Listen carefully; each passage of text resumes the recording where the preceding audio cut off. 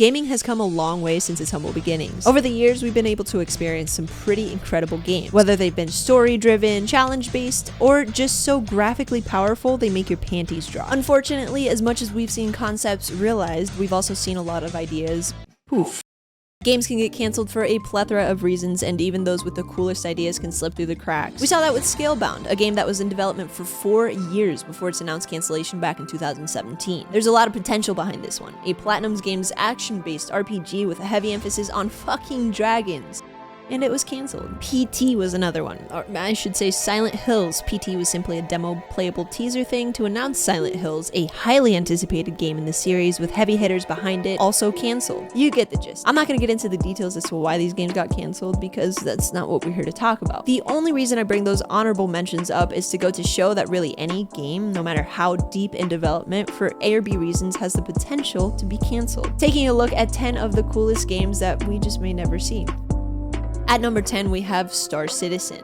I put this one at the bottom of the list because it's technically playable, barely. It's technically out in early access. However, pre-production of the game began in 2010. It didn't start catching traction until its Kickstarter campaign in 2012, where the initial expected release date was 2014. I expect it'll take around 2 years to make this game. Yeah, I got no idea when it'll be done. Some consider this to be the most ambitious project in gaming ever. To try and get into all the details of what you can expect to come out of this game would take a much longer video than what I'm willing to put together at the moment, but to very lightly scrape the surface, Star Citizen is a multiplayer space sim. You can own ships, engage in combat and trading while living in a persistent open world that is essentially molded by the player base. Again, that doesn't even begin to cover the mechanics within the game. I mean, just taking a look at the roadmap gave me several migraines and a PhD in space trade. There's been a lot of controversy within its community, with people starting to doubt if it's actually ever going to be completed, which I think is completely fair. Imagine being excited for and donating to a campaign at the ripe age of 70, then dying before its full release. That got dark. Rest in peace, hypothetical grandpa. Skull and Bones at number 9. Although I'm a big fan of pirates and booty, this one is not so high up on the tier list because it's literally Sea of Thieves. I mean, just reading the description, you can paste it onto Sea of Thieves and it works perfectly. Pirates sailing seas fighting other pirates. I'm being a little harsh. The devs are doing a lot to set this game apart, and I'm assuming that's because of how much it's been compared to Sea of Thieves. Taking a look at the game and what has been shown, it's very graphically intense with a grunge realistic setting. The story behind it is that you are a shipwreck survivor who vowed to one day be a respected pirate captain. It makes sense, I guess. It's a little bit on the cheesy side. The world and ocean is inspired by real-life Indian Ocean from the coasts of Africa to the East Indies. Some of the game's mechanics include crew management, wind and ship physics that affect open sea combat, upgrades to your ship, crew, and character, exploration through vastly different ecosystems, and lastly, a fuck-massive squid dude. The scale of this thing gives me the heebie-jeebies. It seems Ubisoft is spreading themselves a bit thin. This game has seen 4 delays so far and has no set release date as of the time of this video. Avatar: Frontiers of Pandora. I'm not gonna sit here blowing smoke up your butts. I'm not an Avatar fan. The movie is not the anime. The anime is goated. But after watching the trailers, I realized the potential to explore a beautifully stylized world as an alien who does the snoo-snoo with their hair sounds 10 times cooler in video game form than movie form. Vibrant colors, unique creatures, and vastly different opposing sides could be the sugar, spice, and everything nice that brings forth a fantastic game. Set to tell a standalone story within its universe, Avatar: Frontiers of Pandora is an open-world action-adventure game being published by Ubisoft. I'm gonna inject personal bias in here. Ubisoft tends to do this annoying thing in their games where they create a massive open world with very dull and repetitive side quests to fill in the gaps. I like to call it the Ubisoft formula of games. That I hope doesn't spoil this game for me in the future. Again, that's personal preference type deal. But that's only if we do in fact get to see a release date. The time frame for a release as of now is 2023 to 2024. Beyond Good and Evil 2. Another game on this list with 0 release date information. No window, no time frame, no nothing. It's also the 3rd game on this list being published by Ubisoft. Beyond Good and Evil, the first game, is a charming, well-loved action-adventure game that released way back in 2003. The story follows the adventures of Jade, an investigative reporter, martial artist, and spy hit woman. What incredible career choices this woman has made. Working with a resistance movement to reveal a sinister alien conspiracy. As you can see, the concepts for this game are cuckoo for Cocoa Puffs, but in a good way. It continues to show off its bonkers, off-the-wall ideas with the official announcement trailer trailer of its sequel in 2017, Beyond Good and Evil 2. It's easy to fall in love with the idea of a game, especially when backed by the nostalgia you get from thinking of the first one, but technically this game has been in development hell for approximately 15 years. And I'm not using the words development hell lightly. There have been reports of not just one, but several full restarts while making this game. Back in January of this year, Ubisoft announced the cancellation of several unnamed games, and there was heavy speculation that Beyond Good and Evil 2 was one of them. It wasn't. They had to come out and specifically say that it wasn't because of how many people were speculating that it was. Imagine being Ubisoft announcing very vaguely that some games got canceled and people immediately going, "This is it, isn't it? Oh, I knew it, that they've been fucking that one up for a long time now. Oh, I knew it was gonna get canceled." Actually, that's still in development. I'm sure it will be great. This project is super ambitious. It's promising entire solar systems with fully realized planets, explorable, handcrafted dungeons, nature scenes, and cities jam-packed with a shitload of NPCs, some of which you can talk to and get quests from. They also talked about an intricate crime system and a well-fleshed-out multiplayer experience. Basically, Ubisoft is just as crazy for thinking they can pull this off as the concept of a talking pig. Call me a skeptic, but trust me when I say this, no one's rooting for me to be wrong as much as me. Hooray for my downfall. Let this be a masterpiece of a game. At number 6, we have Metroid Prime 4. To be honest, this game should probably be higher on the list as far as anticipated games go. Nintendo nerds are a scary crowd and go berserk for these games. But this is my list, and I get to choose where the games go. So suck it, Nintendo nerds.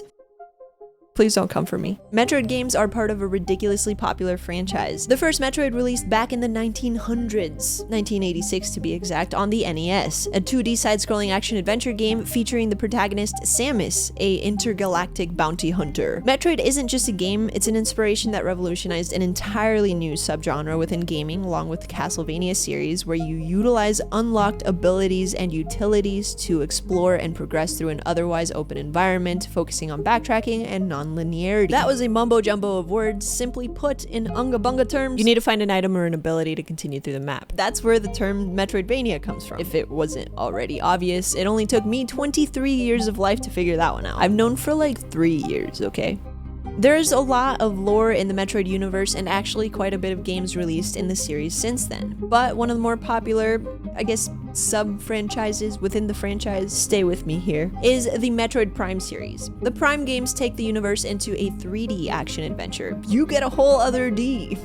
Anyway, Metroid Prime 4 unveiled back in 2017, but by 2019 they were not happy with the progress in development and Nintendo decided to scrap it and start over. After that piece of news, Nintendo went quiet and did not release any more updates for this still in development game. There's a bunch of heavy speculation that looks into job listings and a whoopsie post of a pre-order page on Amazon, which leads the Metroid fiends into a frenzy, hoping for a very soon release, but in reality, there's just no way of knowing when this game is going to come out, or if it will even reach the Switch. At number 5, Prince of Persia: Sands of Time remake. Yet another Ubisoft game. They really have a hefty amount of carrots at the end of their stick. Prince of Persia: The Sands of Time was a fantastic installment within the franchise. A third-person action-adventure game following the Prince of Persia, as you may have guessed. What set this game apart from many others were fun, yet admittedly clunky combat designs, innovative platforming puzzles, its aesthetics, and most importantly, the game's key mechanic, using the dagger to rewind time and freeze enemies. The game had a charming yet simple narrative that paired well with the pacing and progression in gameplay, making it a fan favorite in the franchise. I've said this before on streams and probably previous YouTube videos that I'm sick of remakes, but I have no problem admitting that I'm a full-blown hypocrite by being really excited for this one. The game, as I remember it from playing as a child, is a little bit deceiving. Time has not been kind to the gameplay, and it feels severely outdated. I say this from experience. I still own the original on PS2 and couldn't get past the introduction. Not for lack of skill, but for lack of want. Back when I got to play through this game originally, I was a useless child. No offense to useless children out there, but I never finished the game. This remake is not only a great opportunity for returning fans to get a modern version of this little golden nugget, but also for new players to experience this critically acclaimed game. Unfortunately, there's little to no information on this game other than coming soon, which tells us nothing. Number 4, Silksong. Metroidvania games in the modern world have sprawled into these insanely stylized masterpieces, one of which is Hollow Knight. Although it hits a little bit more of a niche audience, the cult following behind this game is actually pretty massive, and for good reason. The game has it all: fantastic level design, charismatic characters, unforgiving yet extremely satisfying gameplay, and an intriguing amount of lore and developing story. This game's sequel, Silksong, was announced back in February of 2019, where it was revealed that you will get to play as one of the fan favorite characters from the previous installment, Hornet, the princess protector of Hollow Nest. It's kind of cool to think that this game started off as being an expansion for Hollow Knight, but they just kept piling on content until it became its own fully realized game. Jumping into gameplay reveal trailers, you can see right away changes in combat brought by a fresh, new, old character, such as the infamous dash and grappling hook tool. From challenging platforming and combat to a beautiful soundtrack that solidifies immersion in the game's atmosphere, Silksong promises to be fucking awesome. This game was confirmed to release sometime in the first half of 2023, but due to ongoing development, it has been pushed back to... we don't actually know. Lies of P. Moving on to a game that actually has a relatively short release window, Lies of P is set to release August of 2023. We've seen many Soulsborne games developed over the years, some really good iterations of the genre and some not so much. From everything we've seen of this game, it has the potential to be one of the good ones. What makes this game stand out is it's heavily inspired by a familiar fairy tale story, the story of Pinocchio.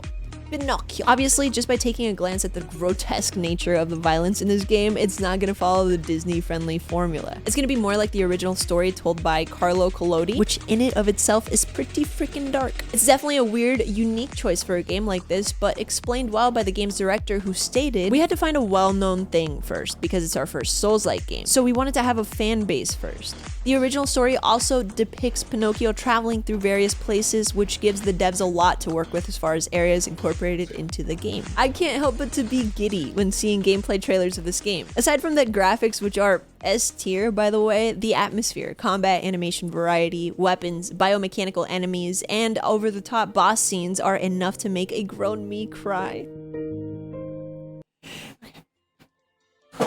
At number 2, we have Avowed. Avowed is a new IP from Obsidian Entertainment. To understand why that's so exciting, we first have to go back to the roots, getting to know the team behind the games. Obsidian is made up of the people who worked on Fallout New Vegas, arguably the best game in the Fallout franchise, and a variety of other games like the Baldur's Gate series. This is a development team made up of expert storytellers, which is the bread and butter of a good RPG. And that's only scraping the surface as to why this is such an anticipated game. Avowed is a fantasy RPG with a unique magic-heavy combat system, taking place in the Pillars of Eternity universe. For those of you that aren't familiar, Pillars of Eternity is another Obsidian IP that is a spiritual successor to titles like Baldur's Gate and the Planescape series, all heavy hitters in the genre. Some of the details that were sort of leaked and revealed, take them with a grain of salt, include day-night cycle, branching dialogue, a world much larger than Skyrim, very large godlike bosses, combat actions utilizing both first and third-person animations, and most excitingly, the ability to kill everyone in the game. As someone who wakes up and chooses violence on a daily basis, this tickles my fancy. I haven't read anything that includes a morality scale, but it doesn't seem too far-fetched to speculate something like that. A lot of Elder Scrolls fans will be excited to jump into Avowed instead of having to wait another 17 years for the next Elder Scrolls game or buying the 8th re-release of Skyrim.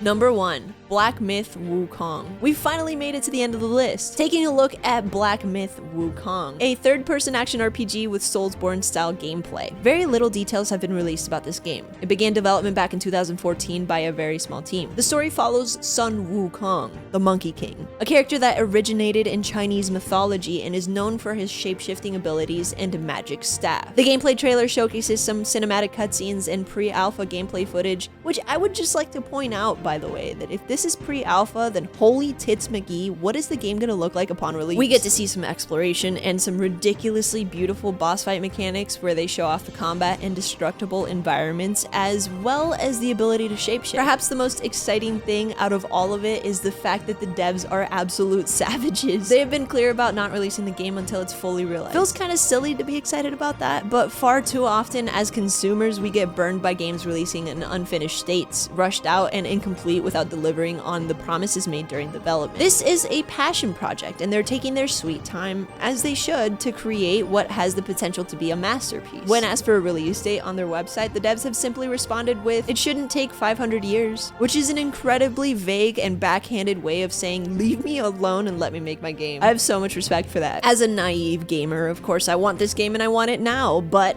I'm beyond happy to see the devs sticking to their guns, and I'm excited to see more details for this in the future. That wraps up my list. Thanks for watching. Let me know down in the comments below what you'd like to see me cover in videos in the future. Like, subscribe, you already know the deal. Love you guys, and I'll see you in the next one. Bye!